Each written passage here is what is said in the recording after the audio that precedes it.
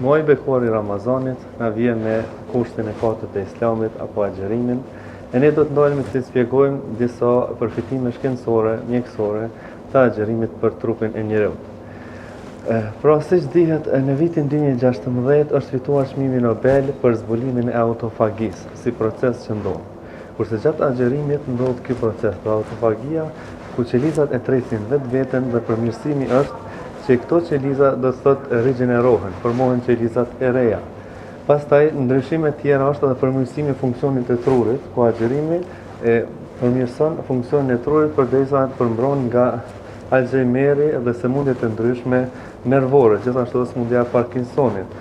Pastaj përmirësim tjetër është edhe te humbja e peshës, me që gjatë agjërimit rritet niveli i insulinës në gjak, do thotë dhe kjo tregon që çon në përmirësimin e peshës dhe ndryshimit në organizëm. Gjithashtu, agjërimi mundson një zemër të shëndetshme dhe një jetëgjatësi më të madhe.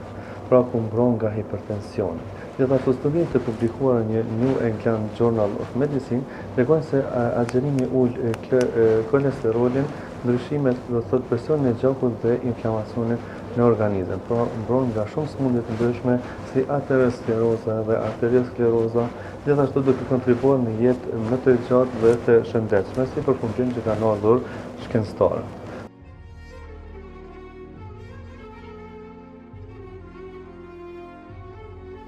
Pra Islami thotë se agjërimi pastron shpirtin. Shkenca thotë se agjërimi pastron trupin. Profeti Muhammed sallallahu alaihi wasallam mësoi se agjërimi pastron zemrën, ndërsa shkencëtarë modern si doktor Yashinori Ohsumi tregojnë se agjërimi pastron qelizat me teorinë e tij të autofagisë, me cilën e fitoi çmimin Nobel. Islami thotë se agjërimi forcon durimin. Shkenca thotë se agjërimi përmirëson funksionin e trurit. Ashtu si cekëm edhe më lart, do thotë parandalon sëmundjet si Alzheimer dhe sëmundjet të tjera.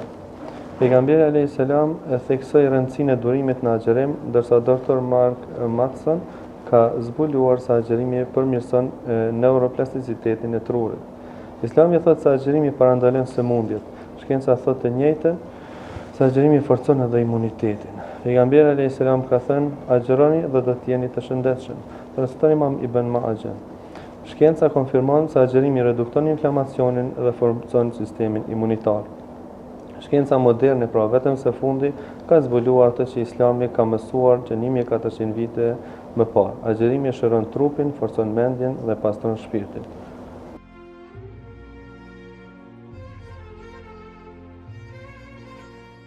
Pra përmendëm gjitha përputhshmëritë e shkencës me tendër, pra se si agjërimi është në të mirën e njerëzimit si nga ana fetare ashtu edhe nga ana shkencore.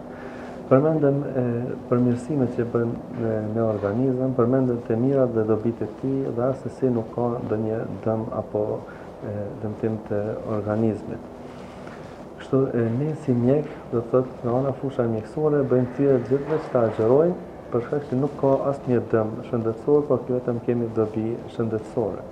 Do thotë, dhe këtu erdhëm në përfundim që agjërimi apo çdo kusht i fesë është prej mrekullive të mëdha, se sot e kësaj dite shkenca po i vërteton